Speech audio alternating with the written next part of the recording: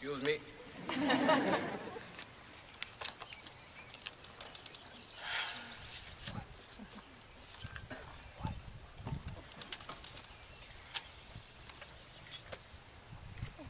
Hello everyone, my name is Federico Bernardo de Quiroz, but everyone knows me as Fico, Fix Salad, or Papa Fix.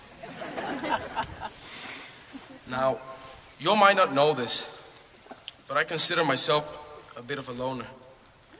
I tend to think of myself along the vein of the infamous movie, The Hangover, as a one-man wolf pack. But when Phil asked me to be his roommate last year, I knew he was one of my own. Now, there were two of us in the wolf pack. And in September, when Phil introduced me to the hockey boys, I thought, wait a second, could it be? And then I knew for sure I had further added 24 more guys to my pack. As I opened my eyes and took in the whole of my KUA context, I realized that my wolf pack was becoming huge, extending to the whole class of 2011. But let's pause and examine the pack's territory. Kimball Union Academy, a prep school in Meriden, New Hampshire, with nothing around it except forests, a 10-minute walk to the deli, crazy weather, and almost no cell phone reception. I guess to every teenager, that sounds thrilling, huh? Well, let me tell you all, it's far more than exciting to attend the academy.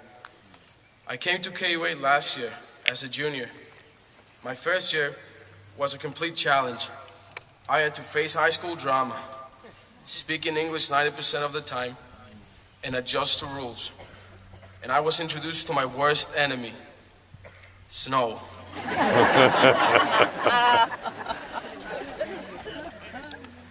One of the most difficult aspects of entering a new high school is making friends. And well, of course, when that happens, the primordial instinct that one has to stick with a certain group that shares something in common with you rules the day. Therefore, in my first year, all I did was stick with people who spoke Spanish and others that shared interests similar to mine. What I didn't realize was that Ollie and Lucas were going to leave at the end of the year.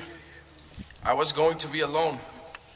I can remember telling my parents over and over again, like a little kid that doesn't want to leave his mommy on the first day of elementary school, I do not want to go back to KUA again.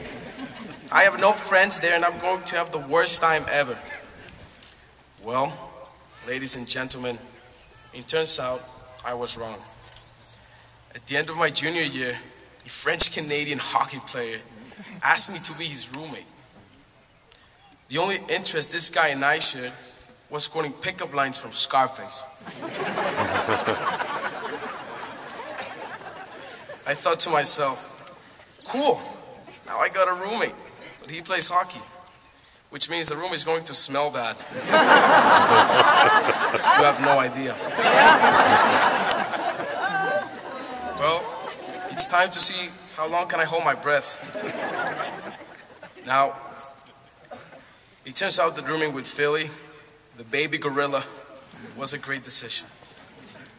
Then I found out what people are talking about when they say KUA gives people the opportunity to meet others with whom they would not normally relate, and that sometimes it turns out that those individuals have more in common with you than you knew.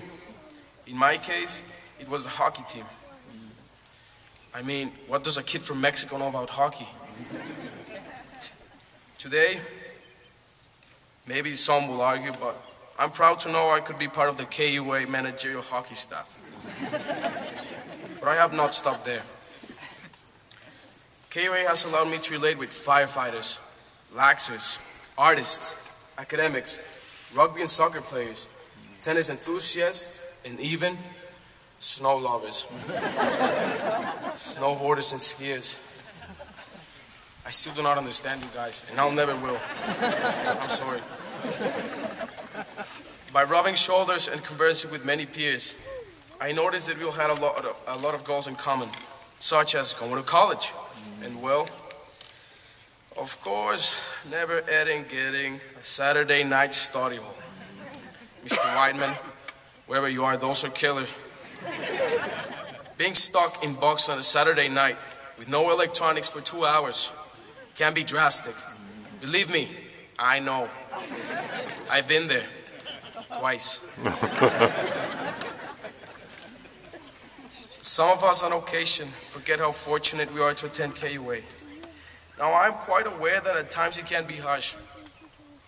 Getting up every morning and getting to class, facing problems with the friends, not being able to leave campus, being away from family, and yes, again, snow.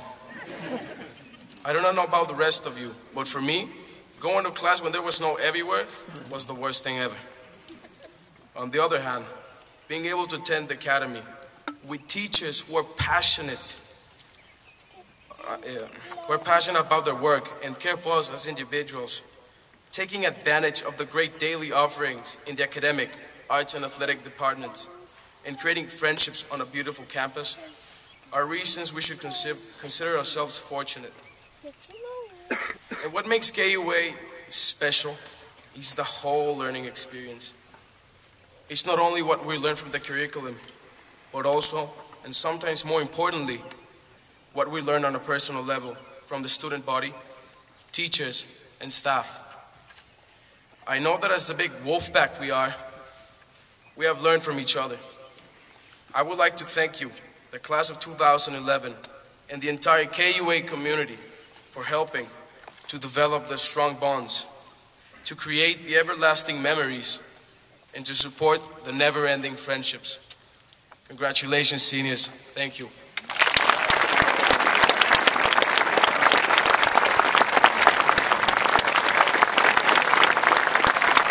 Smart one at that.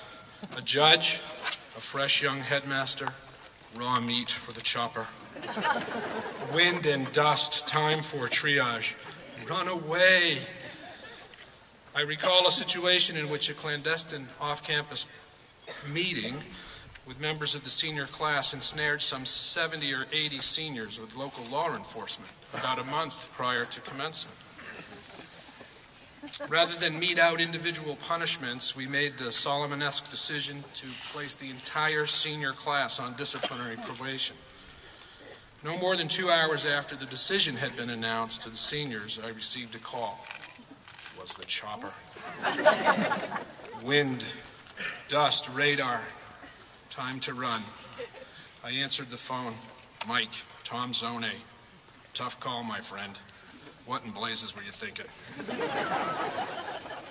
And that, my friends, was the beginning of an abiding friendship of support and mutual respect, and I might add plenty of air cover. Judge, your devotion to young people, to their education, the place of ethics and fairness in our communities, your unwavering commitment to the enduring values and value of Kimball Union have been part of some of the most interesting and helpful exchanges about the myriad of ways in which adults and young people must work together to produce confident, healthy, contributing members of society. The Honorable Thomas A. Zone, Superior Court Judge, State of Vermont, you see in one day in court, the meaning and the value of the education we provide, and the pitfalls when education and values are distant or missing. A former police officer turned criminal defense attorney, former president of the Vermont Bar, Superior Court Justice, chairman of the Vermont Human Rights Commission, a member of the National Council of Juvenile and Family Court Judges, a member of numerous ethics councils, a local school board member, a husband, father of 3 children, 2 of whom are KUA grads, including Margaret today, the class of 2011. You are our Black Hawk helicopter par excellence. Your personal and professional glide path is a model for our students and parents. The faculty know we can always count on you to support us. We always know where to find you, on Wednesdays and Saturdays, camera in hand, at admissions open houses, at all school events, at the theater, at musicals, at Relay for Life, wearing and waving the school colors, supporting our school, our young people, and our universal mission. As Rodney Dangerfield said in Caddyshack, it's your honor, Tom Zonig.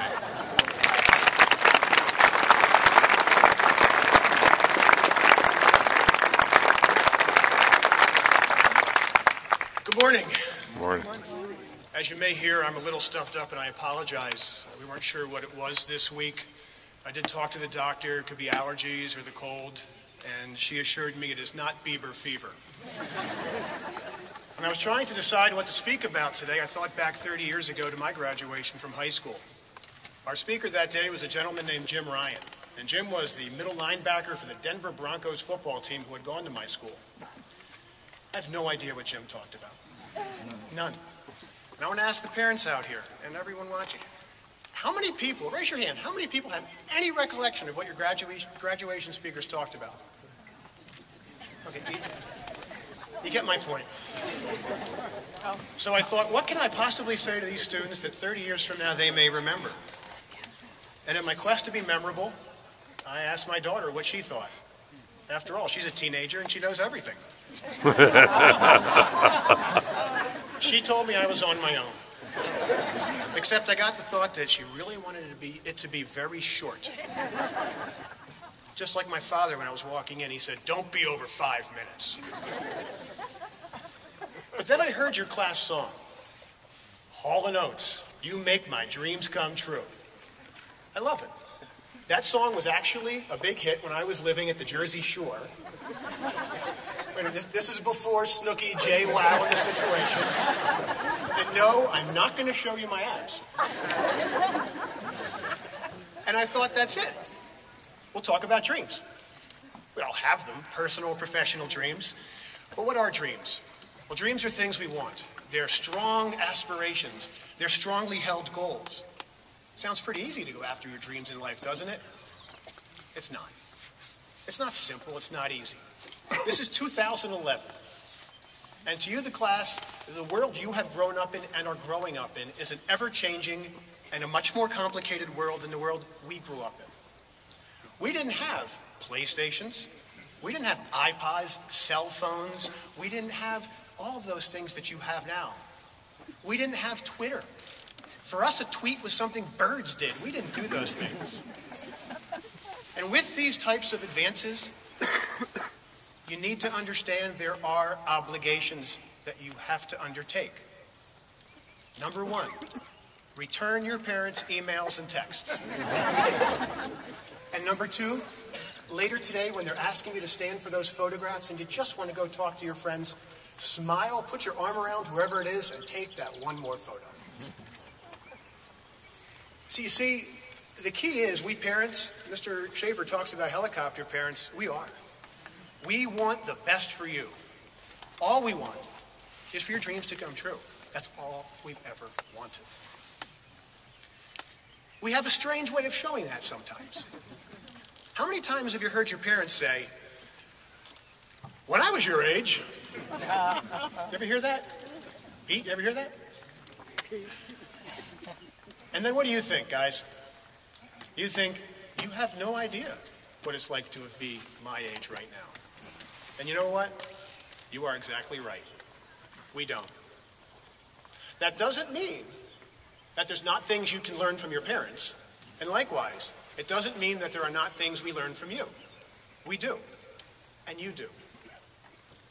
The key for both the parents and the students is to keep an open mind. In life, you're going to be faced with a lot of different situations. In the past 30 years, I've been faced with a number of different situations, and I've learned a lot of things, as have your parents, family, and friends. Some the easy way and some the hard way. So when I thought of what's a good way to get through to the class and give them some ideas, I thought of something that I enjoy. David Letterman. And David Letterman always has his top 10 lists. So I thought, okay, we'll do a top 10 list. And I asked my law clerk, what do you think? Top 10 list, talk to the graduating class. And he said, yeah, Judge Zone's top 10 tips for high school graduates. So here they are. Number 10, use good grammar and have manners.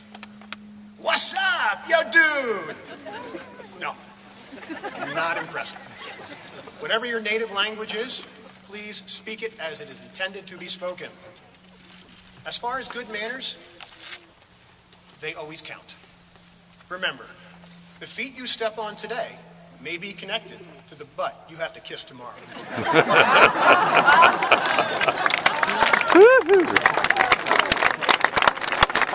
Number 9, think before you act. You know that really funny picture you put on Facebook or that video on YouTube that everybody thinks is great? 30 years from now, 30 days from now, you might not think it's so humorous or so great. There are always unexpected and unintended consequences that can come from decisions we make. Keep this in mind. If the best reason you can come up with for having done something is, it seemed like a really good idea at the time, it probably wasn't. Number 8, live every day. Don't rush through today to get to tomorrow. Enjoy today. Find balance. If you make that statement, I've never done this before, let it be followed by the statement, so this is going to be the first time. Believe me, tomorrow is going to come no matter what you do. And when that day comes that you no longer have any tomorrows, that day comes for all of us. You sure want your last today to have been one you enjoyed. Number 7, establish goals. We've all heard people say that so-and-so is finding himself. You don't find yourself, you create yourself. You set a goal, you then take the steps and go forward in life to try to achieve that goal. Don't wait for life to come to you. Go to life. Number 6, you will change. Now, I know this is hard to believe, but 30 years from now, when you're standing at your children's graduation, the things that you hold near and dear to your hearts right now and think are cool, whatever that term may mean, won't be so near and dear and cool at that time. Take it from a guy whose high school graduation picture shows him in a powder blue tuxedo, ruffled shirt, and hair down to here. Yes, I had hair. There will come a day where you look back and say, what in the world was I thinking? Number 5, your goals will change. In the event you take my earlier suggestion to heart about actually setting goals, there may come that day, and there will come that day where you're doing something and you realize, I no longer want to accomplish that. That's in the fall to define you. It's how you respond to them. And remember, no one, and I mean no one, goes through life undefeated. Number 3, take a lesson out of every experience. We've all heard people say, everything happens for